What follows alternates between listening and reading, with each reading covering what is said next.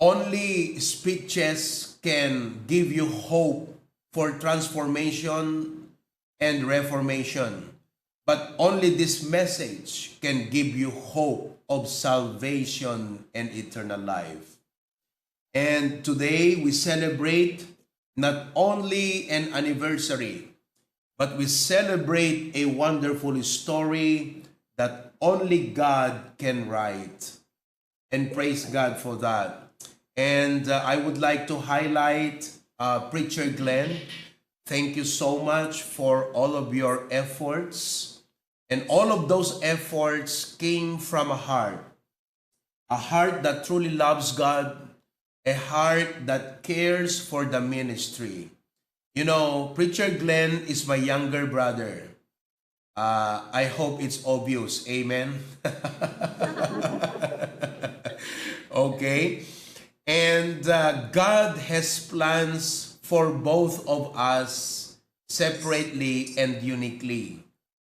You know, I and my dad came to the US in 2002 to represent our school and our nation or our country to attend the International Student Convention in Flagstaff, Arizona. And while in the US, our papers and documents arrived and telling us about our prospect to come to the US, our US embassy schedules and all. And you know, when we arrived from the US back to the Philippines, my dad held a meeting, a family meeting, and he presented to us the opportunity. We call it a blessing. Most Filipinos dream of that. But then he added and said, our goal in life, our calling in life is not to become wealthy or rich. God called us for the ministry, not monistry. And so what are we going to do in the US? You know? So at that point in time, we as a family turned down what many Filipinos are dreaming about. We turned it down. And it was not difficult for me and my brother to actually turn it down because we were deeply, the calling was deeply ingrained in our hearts and mind. And my parents, our parents, taught us life is all about contentment. And we learned early on that a man of contentment will never feel poor. But a man without contentment will never feel rich. And so what ruled us was not financial status quo, but contentment, godly contentment in our hearts. So it wasn't difficult for us to turn it down. However, 3 years after that, that's 2006, maybe 2005, 2006, the US sent another letter to us and notice that if we will not accept this opportunity, then the door will be totally closed for us. At that point, Pastor June, you know, with his very witty and clever and very smart mind, he met with us again as a family, and he said, okay, this is what we will do. We will grab this opportunity.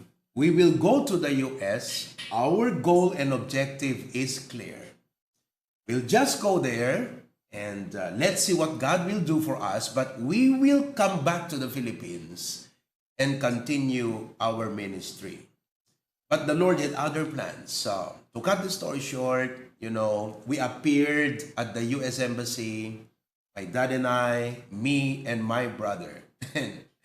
After that interview from the consul, and we waited for a while, then, you know, we called the attention of that interviewing officer because we were the only family left. Everyone left the place and kami na lang yung naiwan. So, my dad said, what happened? And the officer said, oh, come on, come. He said, And the first thing he said, first of all, congratulations to you.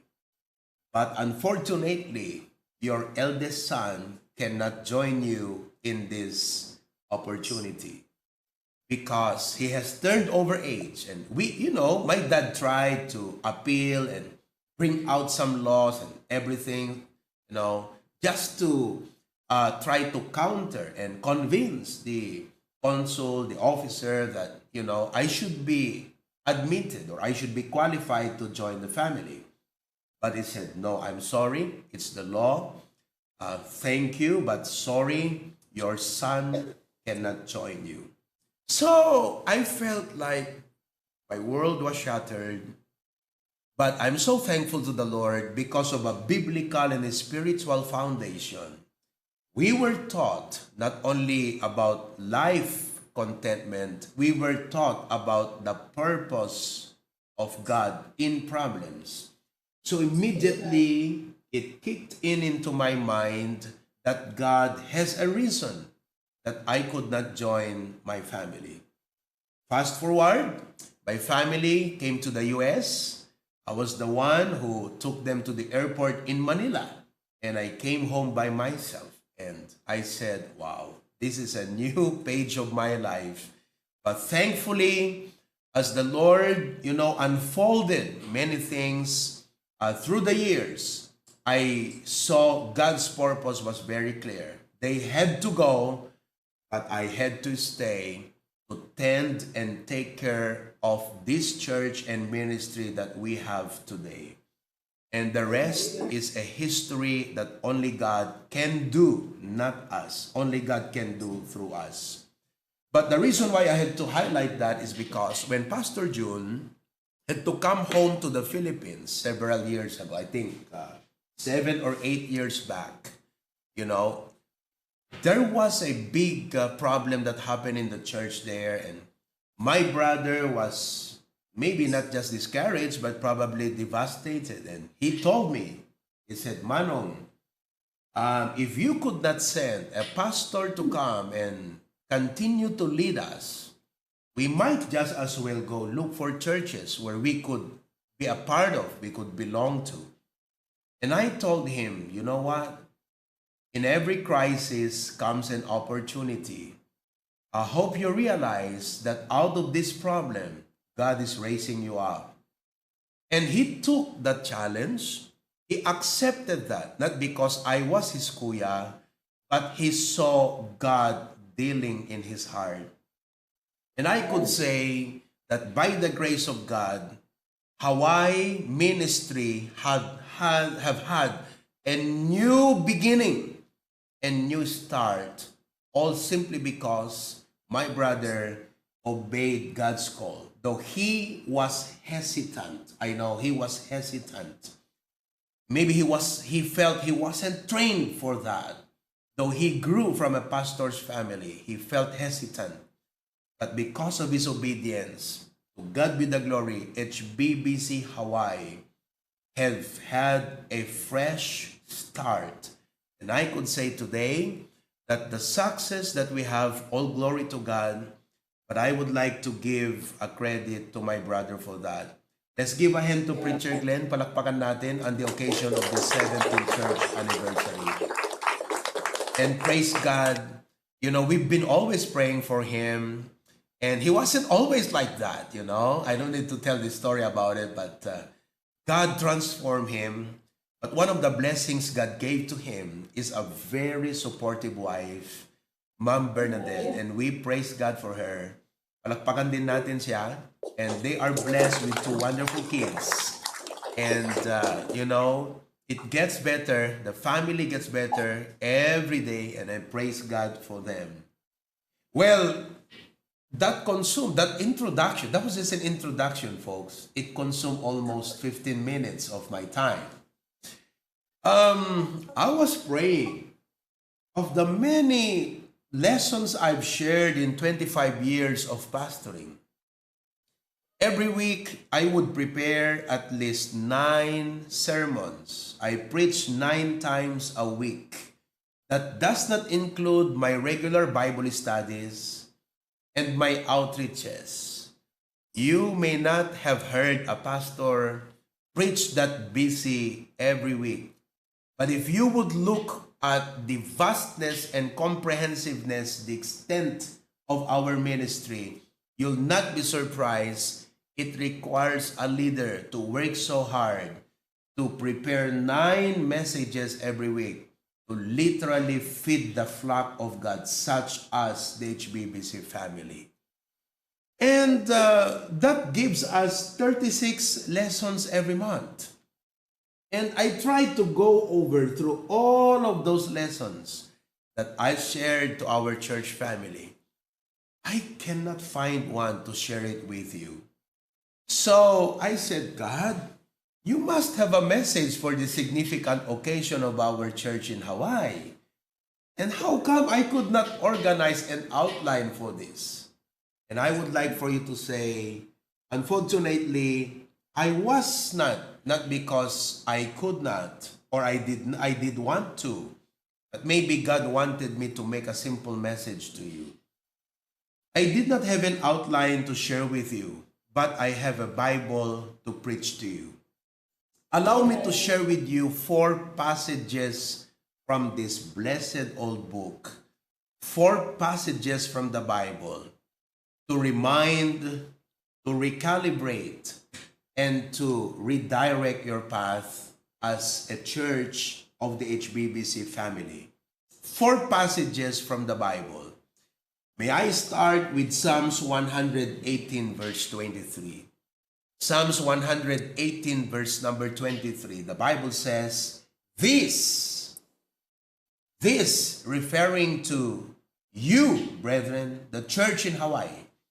This is the Lord's doing, and it is marvelous in our eyes. You know, there are so many marvelous works of God. The paradise, the ocean, the mountains, the volcanoes, the trees, the wonderful creations of God you see around. They are but reflection of God's workmanship, isn't it?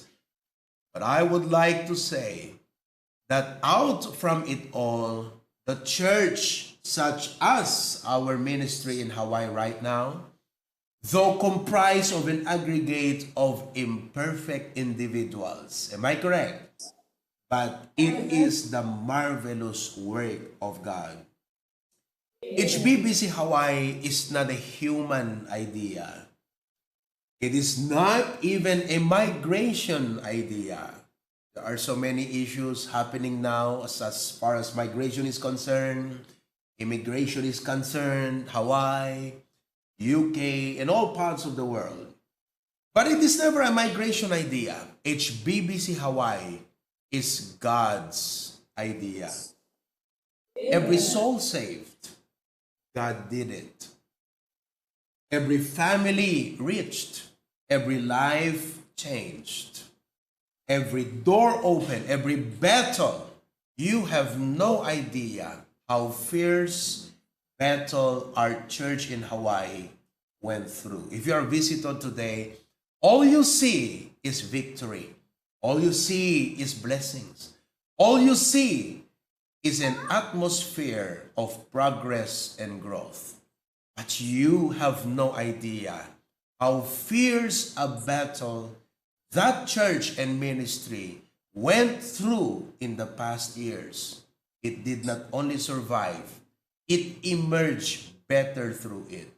Folks, we did not only survive the battle, we thrived because of it. And we praise God for that. All because God did it. You know, I was listening to the testimonies a while back. I was blessed with the testimony of Charles. Short but fully packed. I mean, who could imagine that a young man can draw that kind of message and word from a heart? It must be a good heart. It must be a wonderful heart. And that heart was so touched by God. If you look at the heart of Charles, if you could only operate and open that heart, you would see God working in that heart. And that's why praise God for the testimony of Charles. I was blessed with that. Praise God for the testimony of Tita Annalie.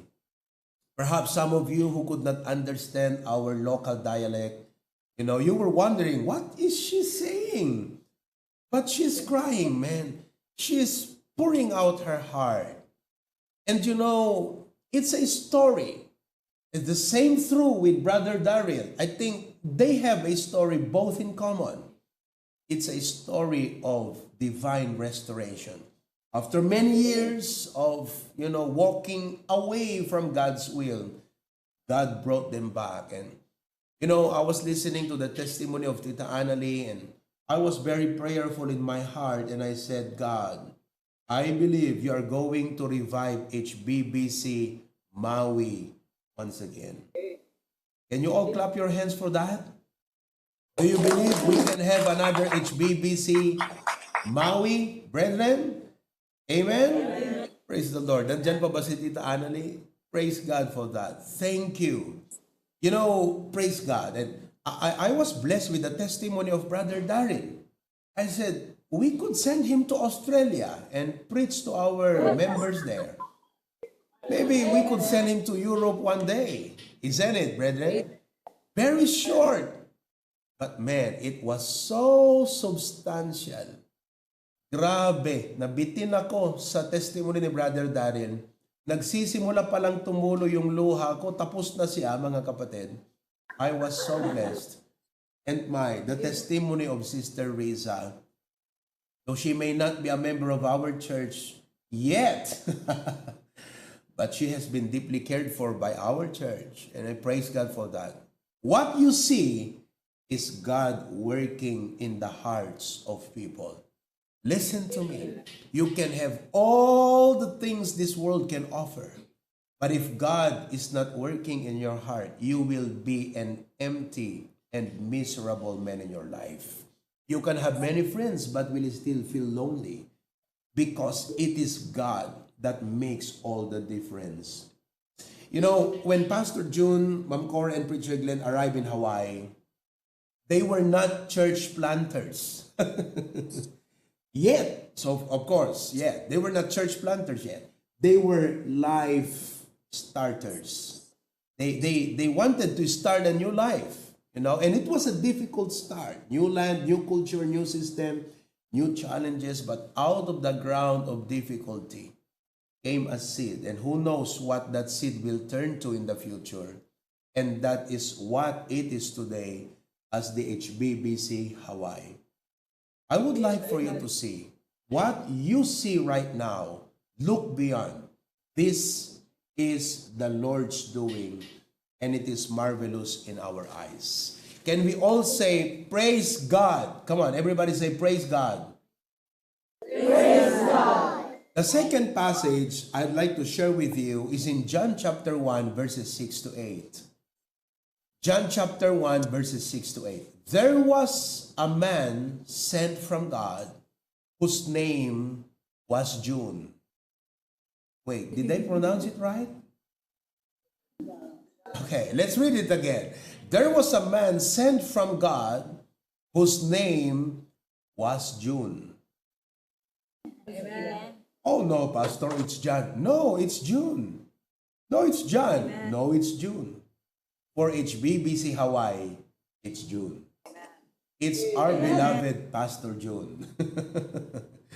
And verse number 7, the same came for a witness, to bear witness of the light, that all men through him might believe. Verse number 8, he was not that light, but he was sent to bear witness of that light. I remember that Pastor June was given a Philippine license to officiate wedding. And he used to officiate wedding. I cannot recall how many marriages and weddings he ever has officiated here in the Philippines. But if you look at his license, it says jurisdiction. It means the extent where he could officiate wedding. Jurisdiction, it goes there, Philippines. Any part of the Philippines. And though the government gave him a vast jurisdiction to be able to officiate wedding, God, who sent him, gave him a global extent to preach the gospel of the Lord Jesus Christ. And so, difficulties, distance, and all of those things never limited his calling, but it only showed the extent of his calling. And praise God, the Lord called him to preach the gospel. That is why when he came to Hawaii, that calling, he was not licensed with the Philippines to preach the gospel. He was sent from God. Just like John the Baptist in the Bible, he was sent from God. Pastor June was sent from God. He was sent from God through our local church here in the Philippines. That's why, if they asked him, which church sent you to preach? He said, I was sent from God, but I was sent by our church in the Philippines. The Philippine Islands, 120 years ago, was saturated by gospel missionaries from the U.S. The first missionary who came to the Philippines came 123 years ago in the island of Iloilo. The first Baptist church, the building, still stands today after a century. It is still there. It still stands today. The first Baptist church is started in the Philippines. And the missionary who came was sent by a church in the U.S. Now, after 123 years, a church in the Philippines is sending a missionary to the U.S. And that's what happened with Pastor June. And praise God, he was sent by God. Well, if you look at him, he's not physically, in such a capacity like any one of us, because he had an infirmity in his extremities. And because he could not walk, far distances, and Mama and Preacher Glenn would go to work, and he wanted to go and share the gospel. He used to tell us that he would take that unlimited bus pass and ride in that bus and just talk to Filipinos, give gospel tracts, and win them to the Lord. Perhaps some of you were reached out by Pastor June in that manner. Or he would have someone drive for him and go to your house and conduct Bible studies. But he was a very diligent man of God. But, beneath that or within that is such a big heart to reach people and to share to them the gospel of Christ. That's why on the 17th church anniversary, I cannot help but see Pastor June in John chapter 1, verse 6 to 8. There was a man who was sent from God, and his name was June. Amen? Amen. Palakpakan naman natin si Pastor June, mga kapatid. Come on. Praise God for him. The third passage that I would like to share with you, malapit na. Isa na lang after this, okay? The third passage in the Bible I'd like to highlight today is in Philippians chapter 1, verse number 5. Philippians chapter 1, verse number 5. Okay? For your fellowship in the gospel from the first day until now. When the Apostle Paul wrote this, he wrote it to thank the church in Philippi. These people or believers called the church did not just come regularly together to attend a service. They actually partnered with him when the Apostle Paul was planting churches in Asia Minor. If you go to that part of the world right now, that is Turkey, that is Greece, that is Cyprus. Those are the areas the Apostle Paul went to preach the gospel to and plant churches. And believers came to know Christ. We call him the great Apostle Paul, with great missionary endeavor, starting many churches. And he wrote this letter to the church in Philippi to thank them and acknowledge them for partnering with him. They did not just sit on the pews to listen to a preacher. They stood with him and they supported him all the way.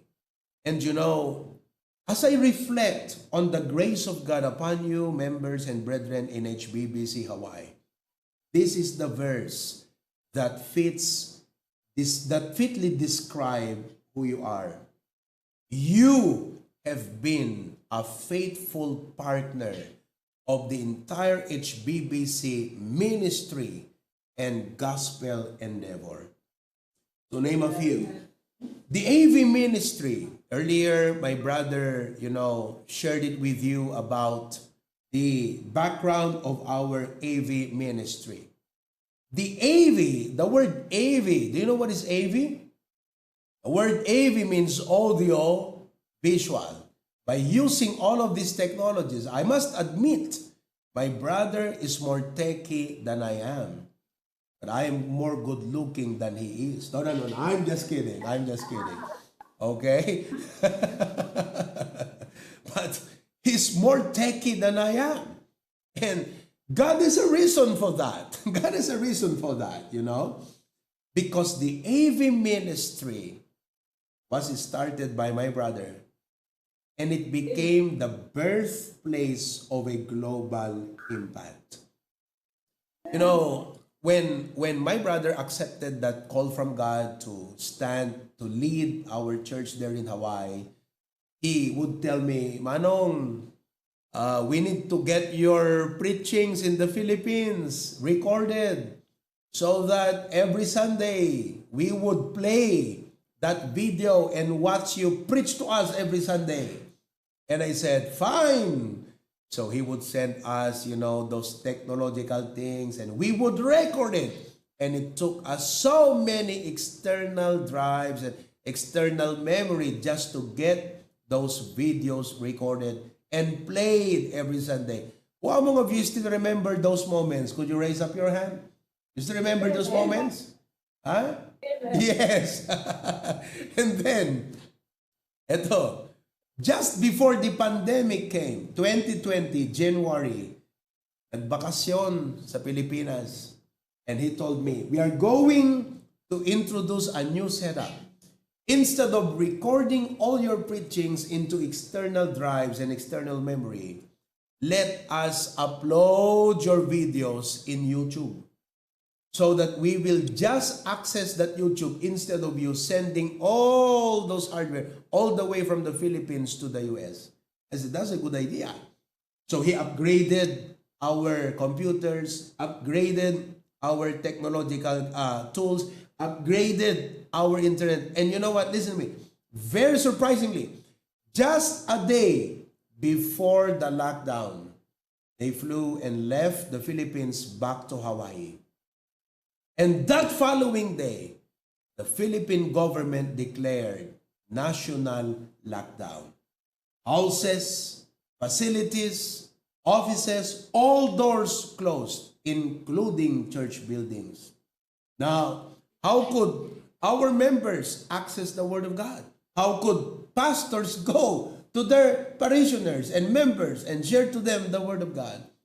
Fortunately, and praise God, because of that thing that my brother did, we were ready to start a live stream ministry.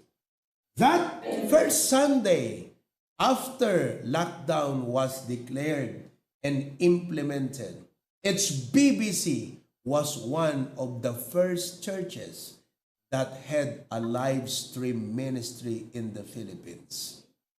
Because of that, churches, families who could not go to their respective church buildings, they would stay at home, turn on their TV, connect to the internet, and play that Facebook Live.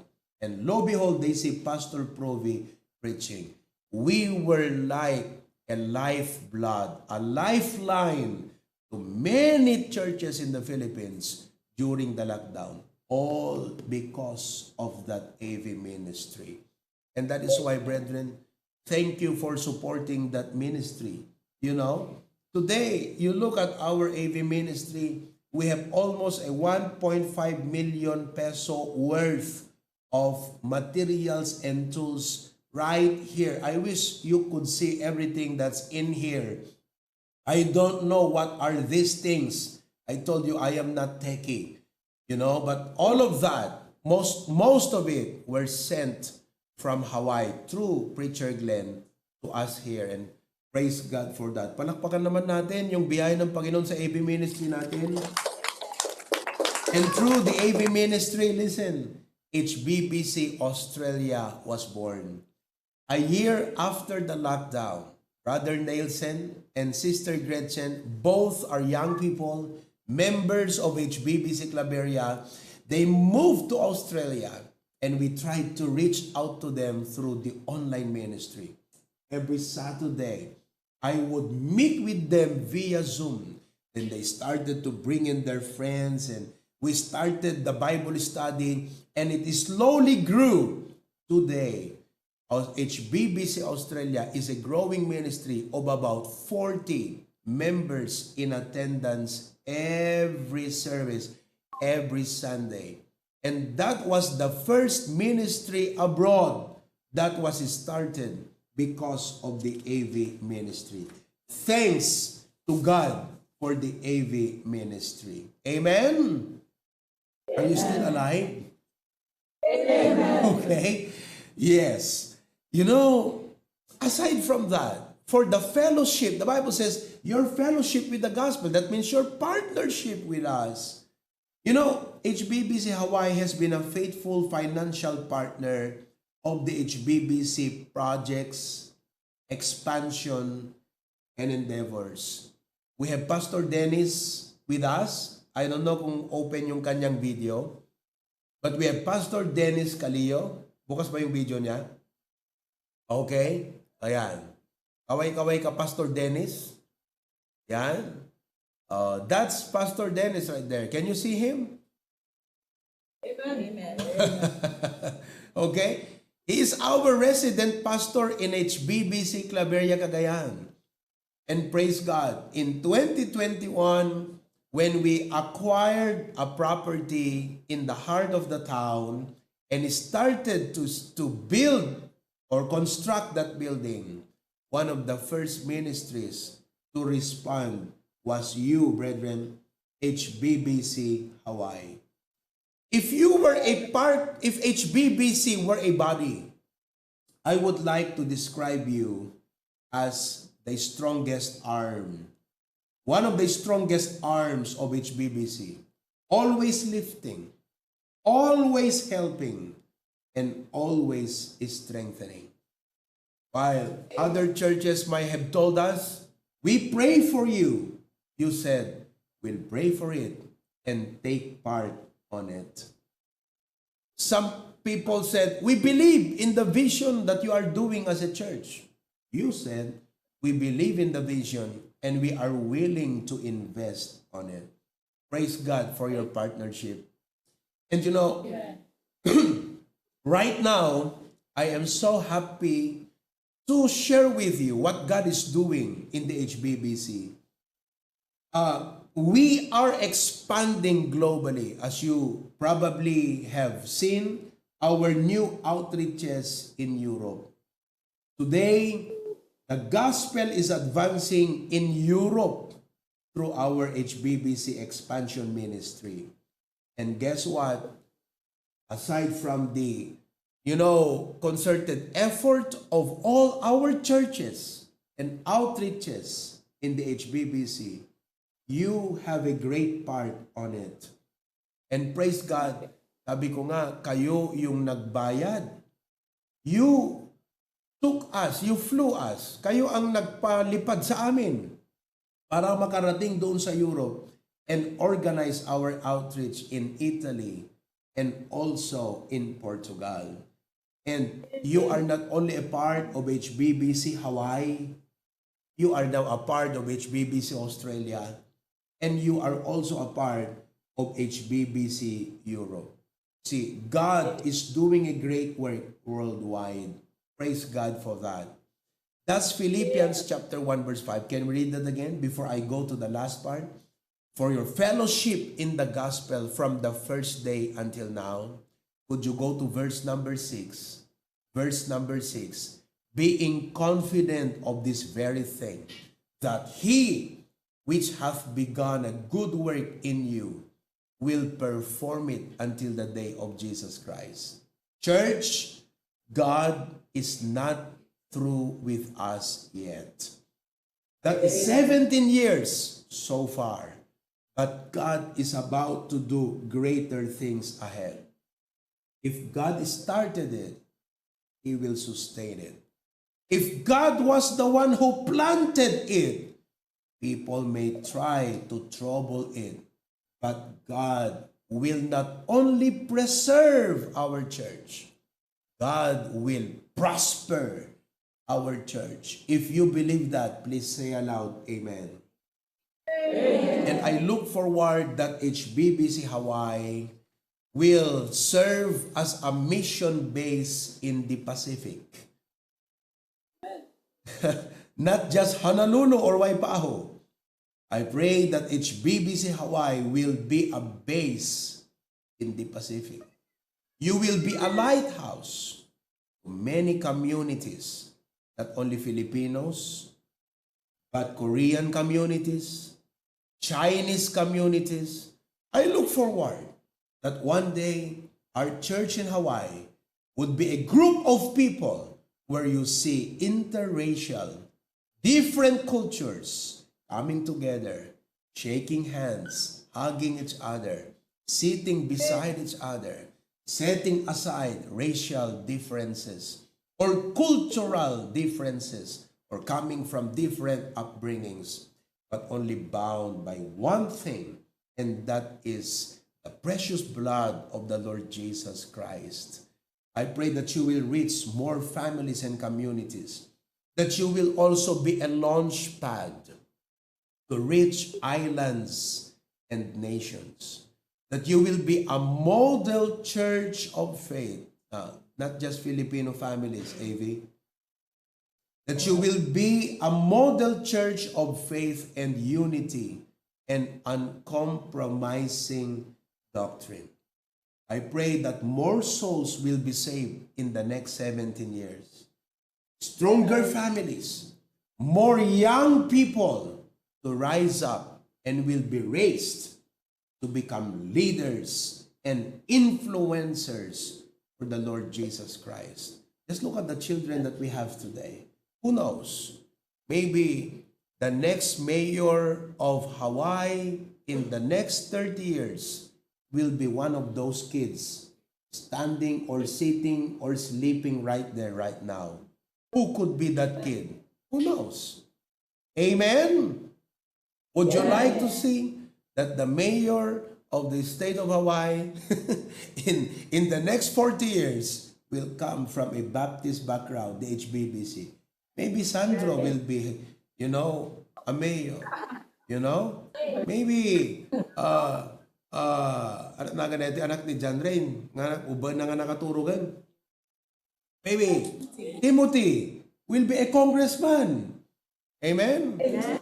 Who knows? Maybe, Erwin will become the governor. Hindi siya makapaniwala, mga kapatid. Diba? Well, I pray that we will continue to multiply and expand. What a celebration today. Amen?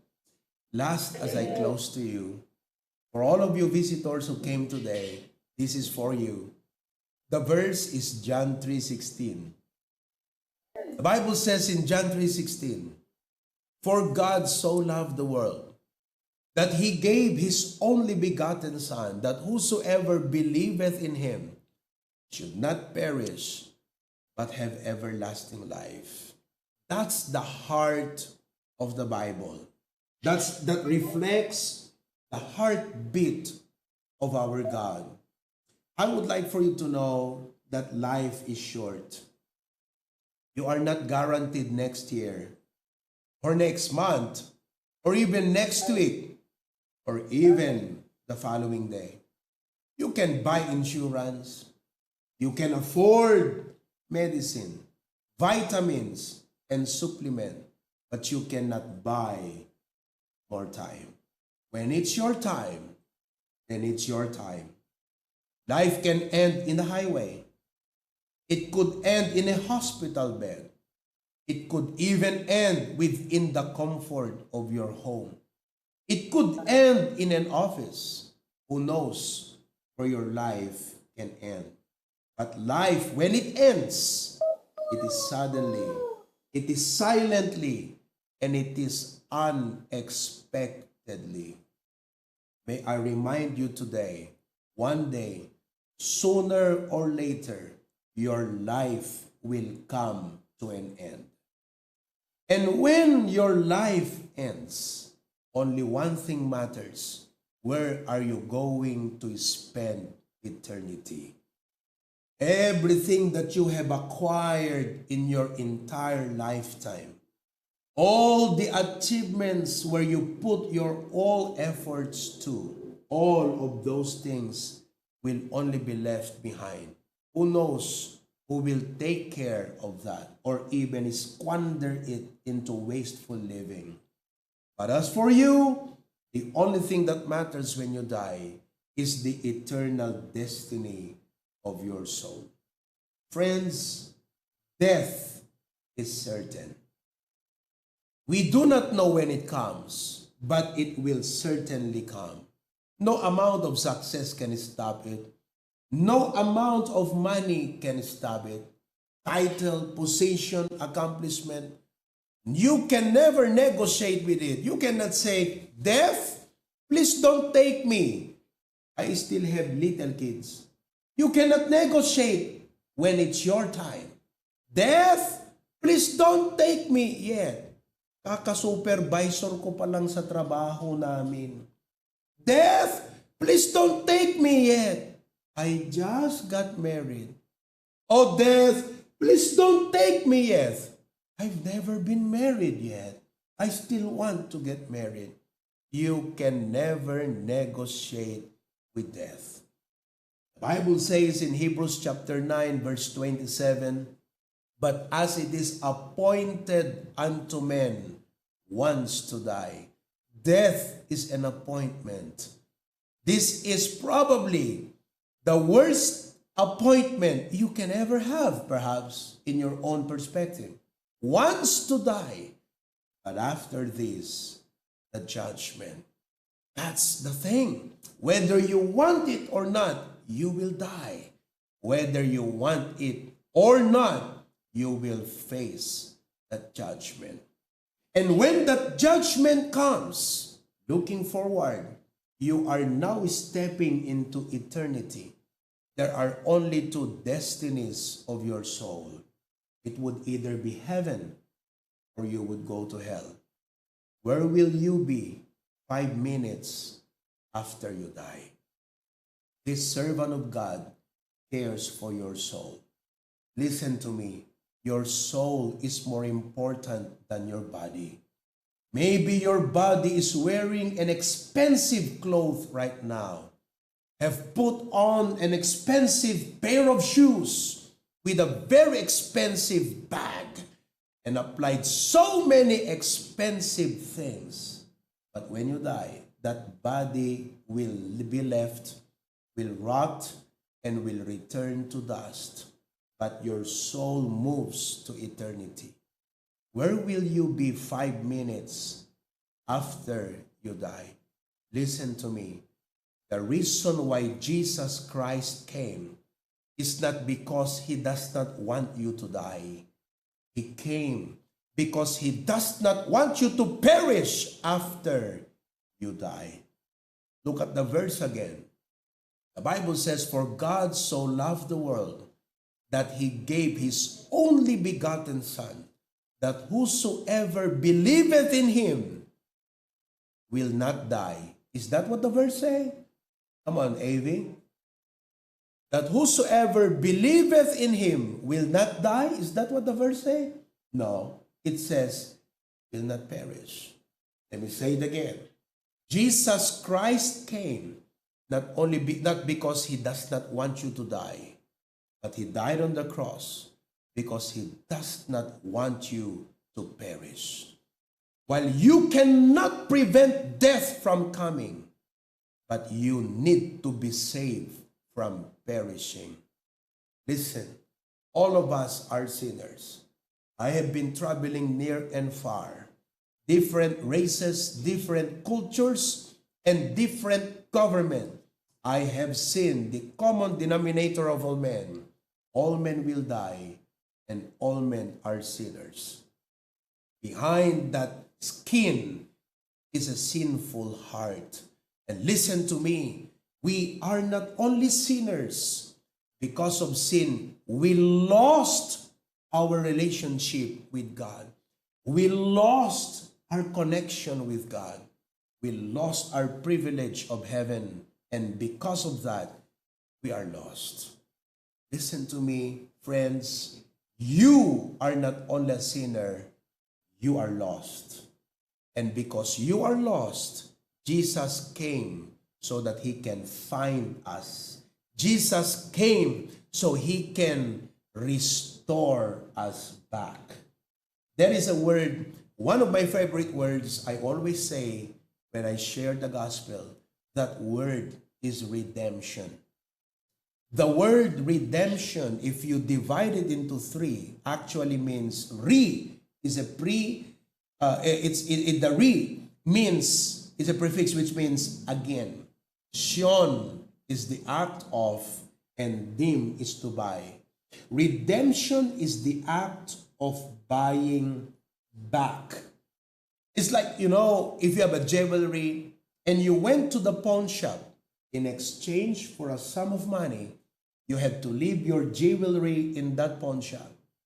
After that, you went home without jewelry. Listen to me. When men sin, God lost us. Just like the jewelry, we were lost. And one day, you came to your senses and said, I want my jewelry back. But you could not just go to that jewelry, to that pawn shop and said, I need my jewelry back. That is mine. No, it's not yours anymore. For you to have that jewelry back, you need to redeem it. That means you have to pay interest, fees, and all so you can have that jewelry back to you. That's what Jesus did. We were lost. He came to die on the cross to pay for our sin so that he can have us back to him. That's why, listen to me, religion cannot bring you back to God. Religion cannot save you. Your good works cannot save you. The commandments cannot save you. Only Jesus Christ can save you. Jesus said, I am the way, the truth, and the life. No man cometh unto the Father but by me. Jesus loved you so much that even if you are the only human existing in this planet, he will still come to die on the cross just to save you from hell and redeem your soul and give you eternal life. What a blessing that you had the privilege to go to Hawaii.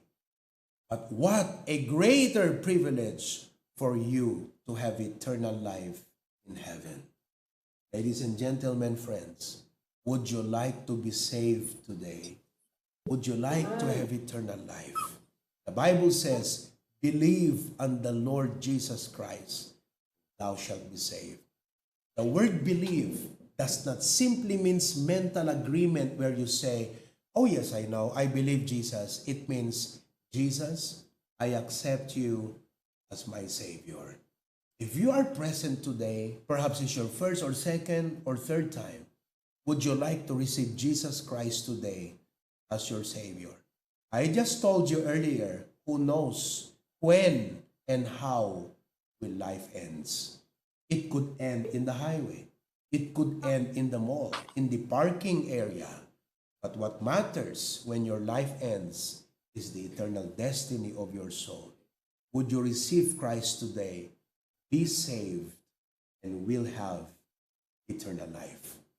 Let me end with prayer. Everybody, bow your heads together and close your eyes. This is not my prayer.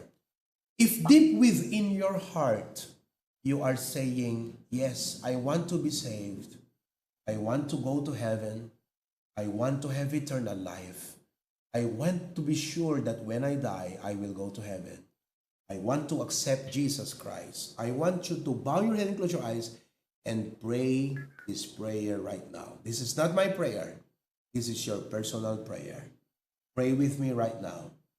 Pray this prayer. Lord Jesus, thank you for such a wonderful message.